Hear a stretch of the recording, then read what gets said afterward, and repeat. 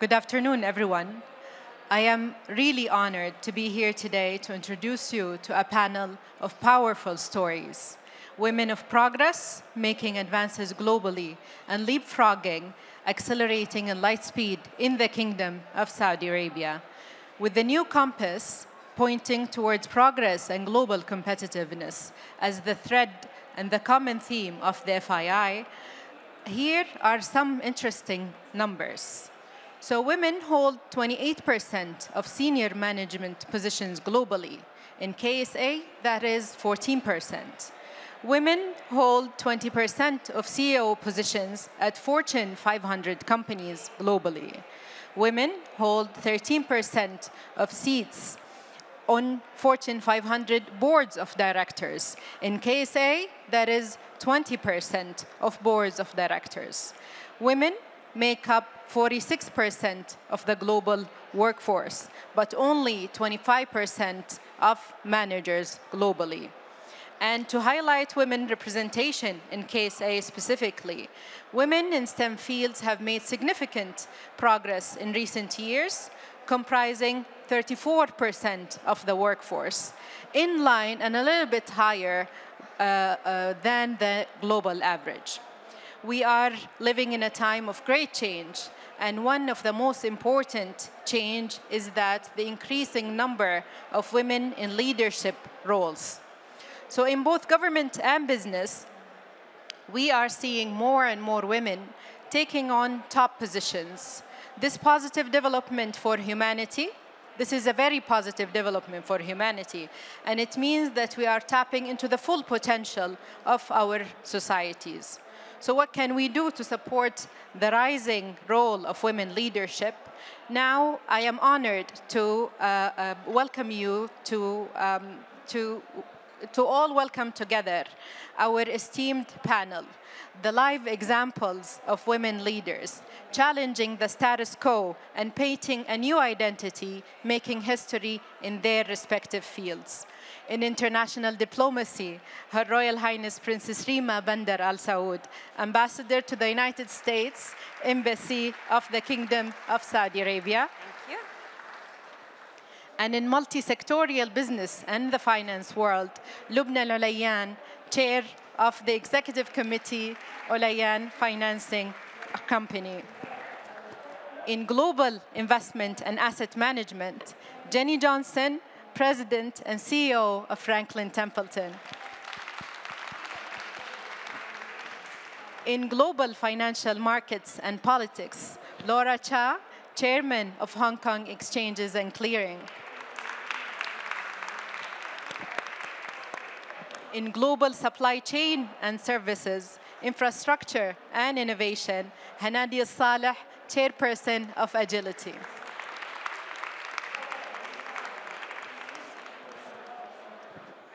So, ladies and gentlemen, it's a pleasure to have you all in the room with us. We have some of the most exceptional female leaders that have traveled the world, that have worked in various sectors and industries, and broke so many barriers.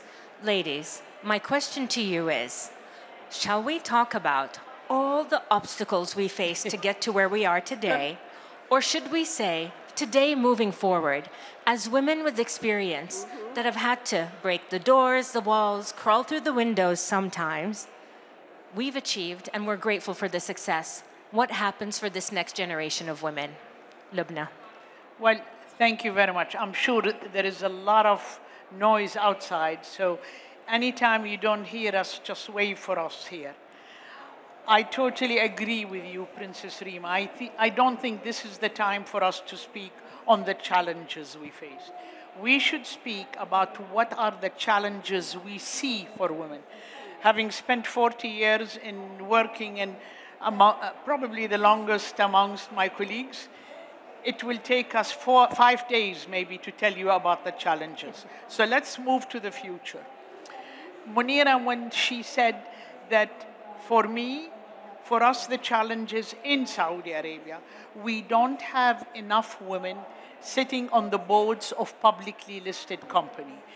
The statistics, what I heard, there is a recent Bain study which said there is 7% on the board of Saudi companies, of the Gulf companies, are women.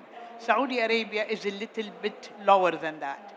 And that is simply because women started in the workforce quite late. So our job here is to see how can we make this a larger number. The government was very successful in doing amazing, but they could push the button and they can do it. We, the private sector, have to nurture, have to mentor, and we really have to bring more women in board seats and CEO positions. I'm actually, at the risk of stepping back on one obstacle, I want to share an experience that I think validates kind of Lubna's point here. So when I was being considered to be CEO at Franklin Templeton, we were struggling a little bit, and we were about to do a major acquisition. And no firm likes to change a CEO when you're going to do an acquisition. So the board said to me, some member of the board said, Jenny, how do you feel about being CEO of this combined company? And I said, I think it's an incredibly difficult time in the asset management industry, but I have a lot of ideas about things we can do, and I'm really excited and motivated to be CEO of this combined company. And I walked out, and my CFO goes, good answer, it showed strength. And then I got a phone call that said, Jenny, you've caused a gender divide on the board. I loved it that I caused the gender divide. And they said, the women supported you, but some of the men felt that you weren't a team player because you didn't say, I'm really excited to run the company with my brother who is moving to executive chair and with my CFO. And by the way, they had put me through a Spencer Stuart study that had demonstrated that I had exceptional followership. So they actually had a piece of data that would show I was probably a pretty good team player, and yet there was an inherent kind of bias. And so the reality is you need those people who are sitting at the board level from a top down in order to help kind of draw up. And then I would say, honestly, it starts from the pipeline at the beginning. If you actually look at the data in many industries, we don't even recruit. So if you suddenly, it's like 100 men get promoted from the entry-level job for every 87 women. So you've already started being behind. We have to follow data, be honest about the data, and try to understand what's causing those kind of gaps. Thank you. I couldn't agree with Jenny and Lubna more about promoting women in senior positions. But let me start with where I started from. I think that is the challenge that I face, not as a women leader, but as a woman. I went to law school after I have 2 children. And those days, going to law school with 2 children was a really big deal. And that was a challenge I think many women face today as well. If they stay behind, have children, have a family, or if they want to pursue any kind of career, there is consideration that men don't face. I think that's a challenge that we recognize, and many women today face the same challenge. But to promote women on the board, I feel that I'm privileged to be at an exchange where last year we brought in the requirement that we will not accept any single gender board. We are the first exchange in the world to have that requirement. So anyone coming to our board for a listing, for our exchange for a listing, they must have one different gender. You cannot have an all-women board or all-men board. We are fair and to both genders. And secondly, the pipeline is an important one. In my exchange, I really make an effort to promote women. So one of our co-COO is a woman. Our CFO is a woman. Our head of communication is a woman. Our head of market is a woman. Our head of communication is a woman. Our senior management, 35% on our company are women. And it is very important for women to nurture women to come up the pipeline. But I think on the board level, in Hong Kong, we are still slightly behind. We, on the index company, women represent 17% of all the directors. So we're pushing that. I think with this allowance of a single gender board, we will be able to advance that agenda. Hello, thank you. So let me give you just a little nuance to our industry, the logistics and trade industry. So this is definitely predominantly a male industry. And when I came into this industry in 2007, I look at the work field, the workforce, predominantly men. Today, if you look at trade, only 15% of the women actually lead businesses that actually engage in trade. You look at the seafaring business, it's only predominantly 1% women today. And then if you look at the aviation industry, which is another sector that we're in, it's only around 15% women in the C-suite. But agility is quite unique. Even though it's homegrown from the GCC, we have around 25% of employment force women because we lead by example. We are actually the first company in Kuwait to appoint a woman as a chairman on the stock exchange. And I was actually the second woman within agility to become the chairperson in the stock exchange. But just as there is challenges, for example, there are various parts within logistics in which actually women are not allowed to work, not just in the GCC, not just in the Middle East, but in around 104 countries around the world where we're actually not allowed to work. But just as you see the obstacles, the opportunity is real. So if you think about closing the gender gap in trade, you can add $12 trillion to global GDP. In the MENA, you can add close to $3 trillion when it comes to contributing to GDP if you close that gender gap. So what are we doing about it, and where do we believe we need to invest? In terms of trade, it's really e-commerce and digital enablement. When I talk about digital enablement, digital education, giving access, e-commerce enablement. Today, a third of the businesses that we enable in e-commerce are led by women. If you look at globally, Alibaba, 50% of the SMEs that trade on their platform are led by women. So if you think about enablement and growth and where businesses like ours can play a role, that's exactly where we're focusing our efforts. So many times in this gender equity, equality conversation, we talk about opening the door for women and trying to encourage more women coming through. But there's a reality that we all have to face. You can't have it all. You have to choose the priorities in your life, and you have to have the energy and the stamina and the wherewithal to choose day by day where to put your energy and where to put your attention. I will tell you today, ladies and gentlemen, I am so proud to be ambassador to the United States of America and the first Saudi woman. But I'm tired. I work 24 hours a day. I barely have time for my children, and I'm grateful they're older. But I also barely have time for friends and the things that give me pleasure. But I go right back to, I'm so proud to do my job, and I love my job, and I've loved every job that I've done, but it comes with sacrifices. So as you are encouraging women to come into the workplace, how realistic do we need to be in our narrative to them of how to join, how to thrive, how to grow and scale, but be realistic? Yeah. Because the worst thing is to have an over-enthusiastic person who's very quickly deflated. What is your advice and guidance? I think for you to be a good leader, you have to be very realistic, and you have to tell the truth. And so when I'm asked that question, whether I'm wearing a Alayan hat, and I have the head of gender diversity here of our group sitting in front, we started this Alayan Women Network in 2011, and we gathered all our women. We were one of the first privately held companies to hire women in 2001. So in the beginning, you can imagine the environment we had to do it at. And then we gathered them all, and we had a free questions and answer. And I always tell the women, it is not for everyone that this is a career you want to do. You have to make up your mind. You have to be a juggler, and you're going to drop a ball here or there. But when it's push and your family needs you, I am one who totally understands, and your leadership should understand that family needs you, you have to be there. But at the same time, you have to work very hard and make up that time. Now, I'm very proud of the women in our group, but I've recently been honored to join a bank, and I'm chairing the bank.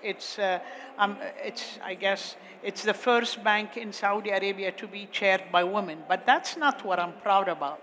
What I'm proud about is that N-1, directly reporting to the CEO, we have 36% women in that position.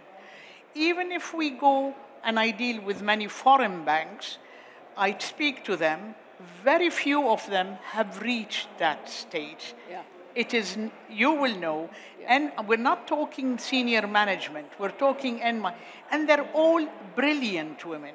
Our CFO, head of HR, head of legal, head of operations. So it can work. You have to be honest, and you have to be realistic. When people were, and I'll tell you here one thing, you have to touch the pulse with the women. With our women, many of the young people wanted to take working remotely and working, which, as my colleagues will say, I'm not so enthusiastic about. But I asked the women, I said, what do you prefer, working remotely, or what is it that would make your job easier? They all said, we want flex hours. Yeah. They prefer flexi hours for working remotely, which actually, and so we adapted flex hours to make them easier. So you have to be very much in tune. You have to be very much aligned with your work, with your women. You have to nurture them, but we have to be very demanding of them as well. That is my advice to the women. So I always say that one of the best gifts that my mother gave me is that she took all the guilt of being a first-generation working mom. She had 7 children and then wanted to go back to medical school and graduated from Stanford Medical School. So I always say she was the first generation of guilty mom, which helped a lot. And the strategy I use, because it is true, right? You know, women take on, no question, more of the domestic work. We also want to. We do tend to want to do those things. So sometimes we put it on ourselves. So the strategy I use is if I had a conflict between work and something at home, I would try to think 5 years from now, when I look back, which of those 2 things would be more important. And oftentimes it gave clarity about, you know, where to spend that time. Well, I do think that women can have it all, but not at the same time.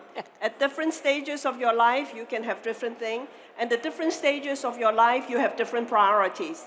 Sometimes, at a certain stage, where perhaps when your children were young, you want to spend more time at home. I was a full-time mom for 6 years. So that worked out for me, but not necessarily for everyone.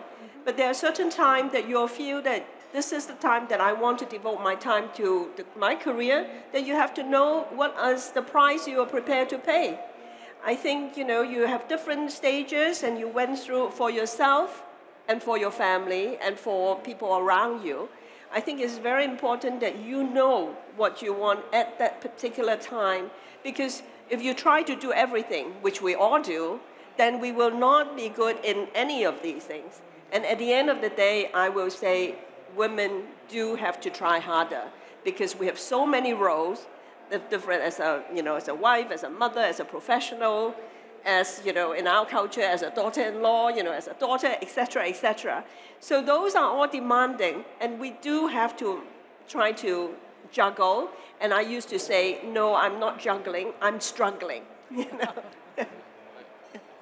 No, I completely agree with one of the things you said is, you know, building a career as a woman is not easy. It is challenging and is fraught with choices, judgments, lots of things. So my first advice is actually make that choice. And whatever choice you make, be comfortable with it, own it, and live it. So that's my first thing. And the second thing is, not just for women, even men, in order to succeed, you have to build the network. What I mean by that is, if you're out at work, you have to have your network at home to support you to maintain whatever areas you're juggling. When you're called back home and you need to get things done at work, you have to have that team, that network around you in order to make sure the job gets done. Because in all cases, whether it's professional or personal, the job has to get done. And you cannot do it alone. You have to have strong people around you, strong teams around you, aligned with you with the same core values. I mean, it's not new. You look at all the men over here, who's holding down the fort at home? They have a network. So it's quite the same for women. I just want to add one other thought that I often tell my senior team of men. My experience is actually men love being dads too, right? They love the time with their kids. And there's actually a stigma that's probably harder for men to be able to say, hey, I'm going to head out from work today because I'm going to go take my daughter to the doctor, or I'm going to, I want to coach my son's team or whatever. If you can speak up, if you're in a senior leadership role as a male, and you vocally say that kind of thing, it's amazing how it becomes accepted within the firm. It doesn't matter what the HR policies are. If the senior men don't talk that way, it will not be acceptable. It's true.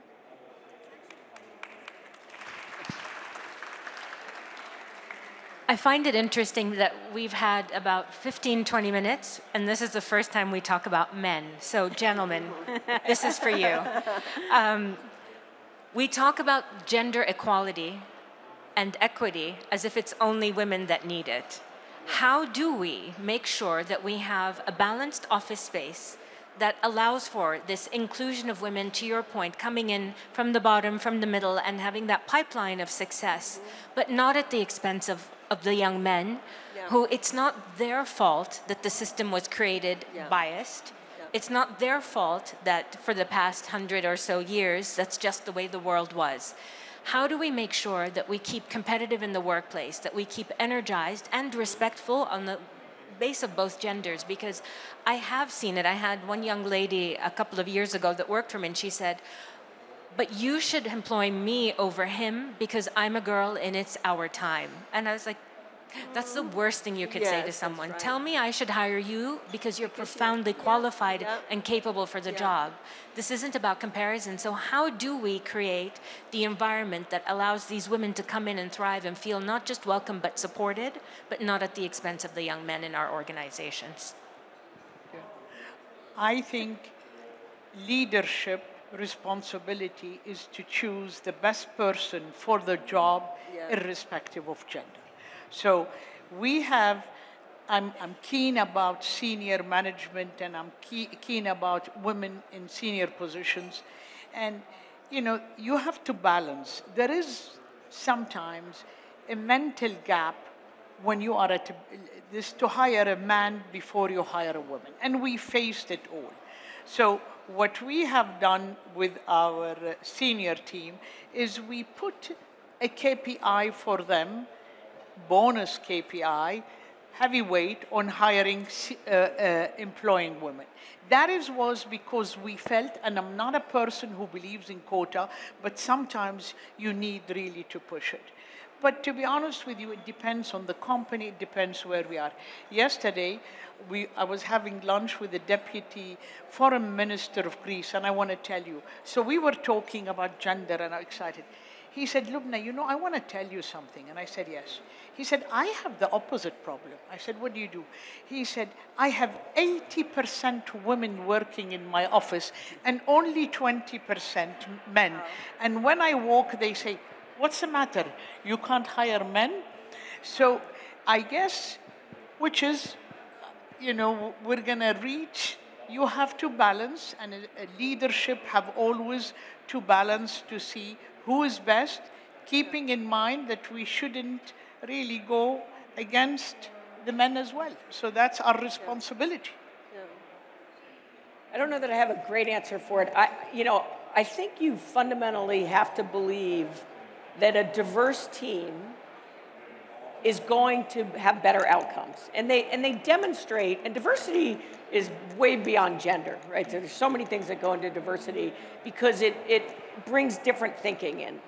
The problem is, when you talk to somebody who thinks like you do, you always say, they are really smart. Like, I really get along. And so you tend to hire people who fall in that. And so I actually think it comes down to almost pushing a little bit against your own personal bias of how you view things to make sure you get that diversity. And therefore, that's open to a lot of different things. I think we often talk about equal, but I think fair is more important than equal.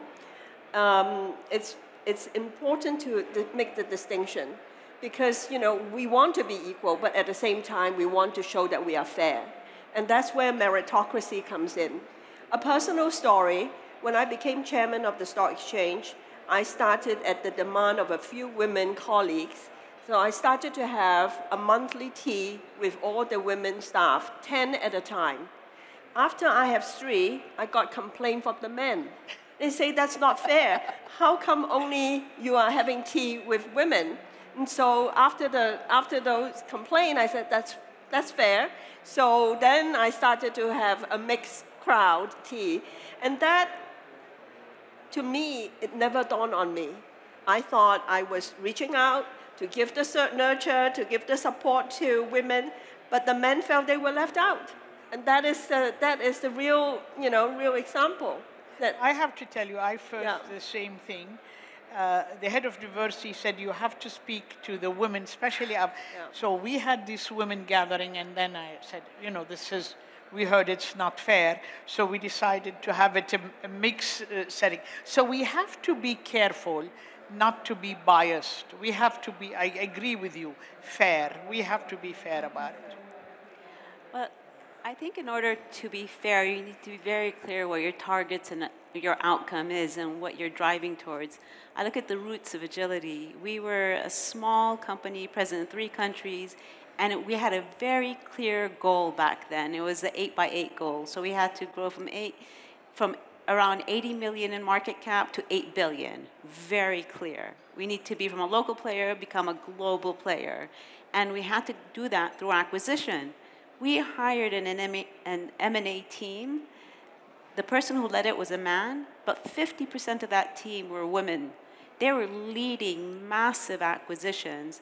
That drove a culture of, irrespective, male, female, or religion, anything. It's the outcome that mattered. There was one number we had to hit by a certain time. We had to hit it, no other choice. So it didn't, all we needed was someone who get the job done. They need to have the talent. It didn't matter. So I think from my perspective, it's going forward, and that's the way we manage our teams. We were very clear on the outcomes. If you can do it, no matter who you are, you're up for the job.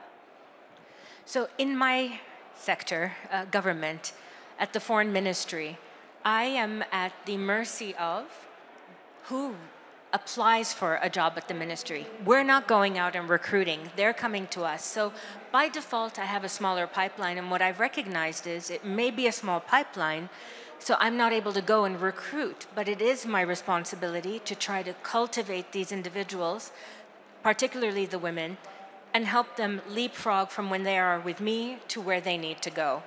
In the private sector, you have more of the opportunity to go out and recruit and create the environment that is conducive or exciting for young women to work. What is the thing that you've done in each of your sectors that was that moment where you did this and more women said, I see myself where she is, I see myself in her company? What was that?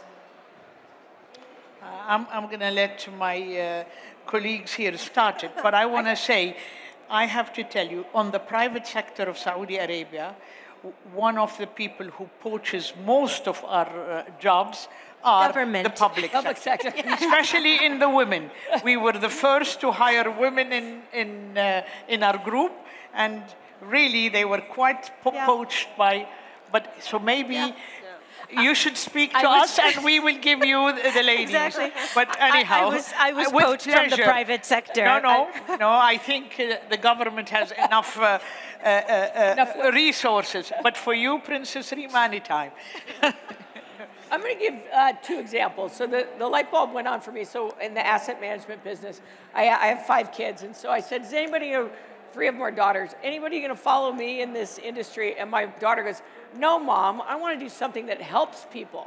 And I was like, we help people do the most. But the light bulb went on that, we don't describe what we do in such a way that it resonates with women to think in terms of how do I help people, right? And so we immediately started changing how we talked about it. That was number 1. Number 2, what we learned is that if you don't grow up with exposure to a certain industry, you never see yourself in that industry. So we've done a lot, and girls fall out of financial services in high school level.